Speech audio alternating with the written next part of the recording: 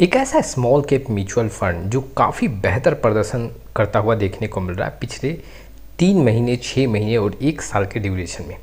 देखा जाए तो स्मॉल कैप इंडस्ट्री में यहाँ पे सबसे ज़्यादा जो स्ट्रॉन्ग डेटा देखने को मिल रहा है वो बंधन स्मॉल कैप म्यूचुअल फंड का देखने को मिल रहा है। लेकिन जो आज मैं आपके सामने म्यूचुअल फंड रखने वाला हूँ, ये बंधन स्मॉल कैप म्यूचुअल फंड को भी पीछे छोड़ रहा है अगर मैं शॉर्ट ड्यूरेशन का आंकड़ा देखूँ तो। आज के वीडियो में मैं विश्लेषण रखूंगा कि आखिर वो कौन सा म्यूचुअल फंड है जो बंधन स्मॉल कैप म्यूचुअल फंड से भी बेहतर देखने को मिल रहा है।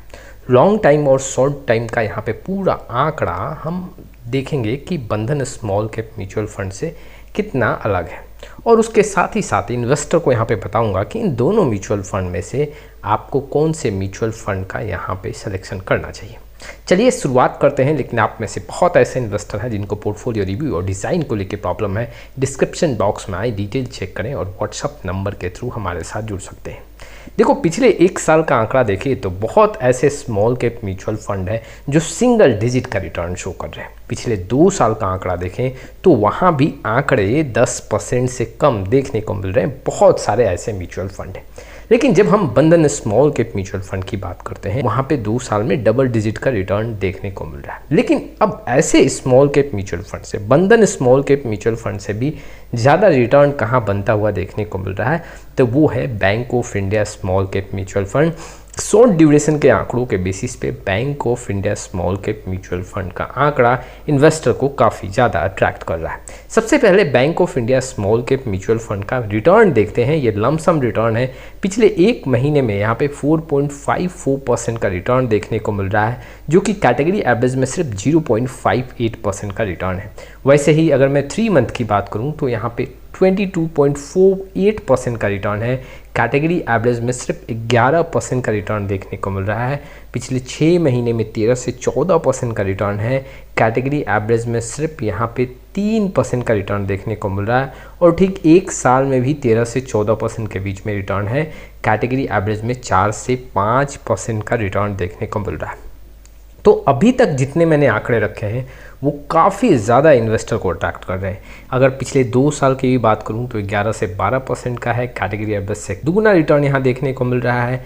3 साल का आंकड़ा देख लो, 4 साल, 5 साल और 7 साल में भी इस म्यूचुअल फंड ने लगातार कैटेगरी एवरेज को पछाड़ा है। लेकिन बंधन स्मॉल कैप म्यूचुअल फंड से कहाँ अलग देखने को मिल रहा है, अगर मैं आपके सामने आंकड़े रखूं तो आप यहाँ पे देख सकते हो जो फंड का एज है। अगर हम देखें तो बंधन स्मॉल कैप म्यूचुअल फंड में 6 साल 4 महीने कंप्लीट हुए हैं। बैंक ऑफ इंडिया में ये आंकड़ा 7 साल का है। जी हाँ, 7 साल ऊपर का है। तो यहाँ पे बैंक ऑफ इंडिया बेटर लग रहा है अगर मैं फंड एज के अकॉर्डिंग देखूँ तो। अगर एयूएम की बात करूँ तो बंधन स्मॉल कैप म्यूचुअल फंड में ये 25,000 करोड़ के ऊपर का एयूएम है, जबकि बैंक ऑफ इंडिया का जो एयूएम है वो 2100 करोड़ के आसपास है। अब देखा जाए तो बंधन जो है यहाँ पे स्टेबलिश देखने को मिल रहा है। अगर मैं एयूएम की बात करूँ, हालांकि देखो अगर कम एयूएम है तो वहाँ पे रिटर्न का स्कोप काफ़ी तेज़ी से बढ़ सकता है। तो ऐसे कंडीशन में बैंक ऑफ इंडिया 3 मंथ के रिटर्न की बात करूं तो बंधन स्मॉल कैप में 11.36 है, जबकि बैंक ऑफ इंडिया में 22% के ऊपर का है। बैंक ऑफ इंडिया यहाँ पे स्ट्रॉन्ग देखने को मिल रहा है। 6 मंथ के आंकड़ों में भी यहाँ पे बैंक ऑफ इंडिया जो है वो काफ़ी स्ट्रॉन्ग दिख रहा है। वैसे ही अगर मैं यहाँ पे 1 साल के आंकड़ों की बात करूँ तो भी बैंक ऑफ इंडिया काफ़ी स्ट्रॉन्ग देखने को मिल रहा है। लेकिन अब यहाँ से डेटा चेंज होता हुआ देखने को मिला। 3 साल का आंकड़ा देख लो या फिर 5 साल का आंकड़ा देख लो, तो ऐसे कंडीशन पे बंधन स्मॉल कैप म्यूचुअल फंड का आंकड़ा मजबूत देखने को मिल रहा है।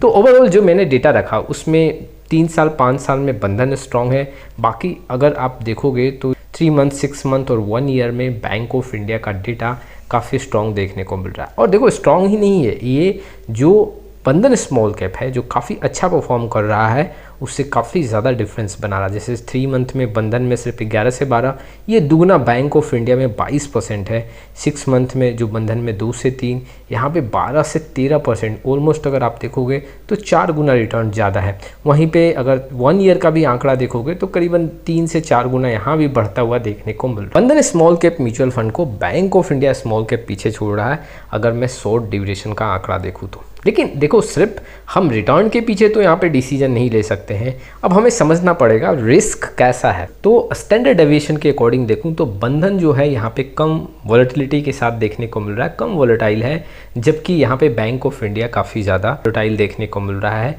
साप रेशियो, अल्फा, बीटा पूरा आंकड़ा देखें तो यहाँ पे बंधन स्ट्रॉन्ग देखने को मिल रहा है। कुल मिला के अगर देखा जाए bank of India small cap mutual fund में रिटर्न जो है वो अच्छा है, शॉर्ट ड्यूरेशन में आंकड़े मजबूत देखने को मिल रहे हैं। लेकिन अगर रिस्क की बात करें तो यहाँ पे bank of India small cap mutual fund में रिस्क ज़्यादा है कंपेयर टू बंधन स्मॉल कैप म्यूचुअल फंड।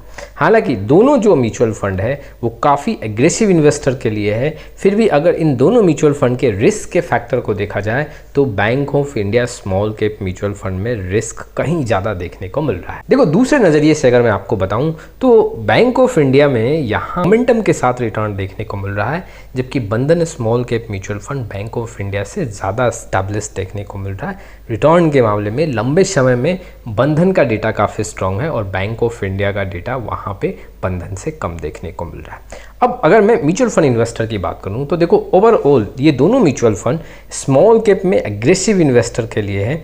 तो अगर आप बंधन small cap mutual fund select किए हो तो भी आपके लिए सही है, और bank of India small cap mutual fund select किए हो तो भी आपके लिए काफ़ी अच्छा है। लेकिन आपको ये समझना पड़ेगा कि bank of India small cap mutual fund में डाउन साइड प्रोटेक्शन थोड़ा कमज़ोर है कंपेयर टू बंधन स्मॉल कैप म्यूचुअल फंड।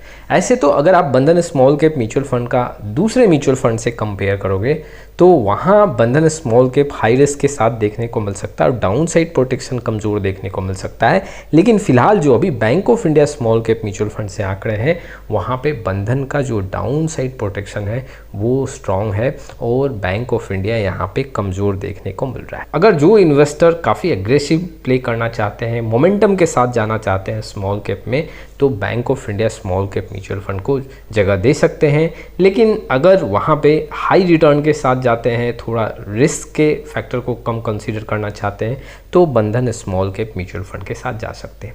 लेकिन फिलहाल अगर शॉर्ट ड्यूरेशन के आंकड़ों की बात करूं, गिरावट के बाद अगर हम देखें तो bank of India small cap mutual fund ने इन्वेस्टर को काफ़ी ज़्यादा सरप्राइज किया है। तो रिस्क के फैक्टर को समझना पड़ेगा।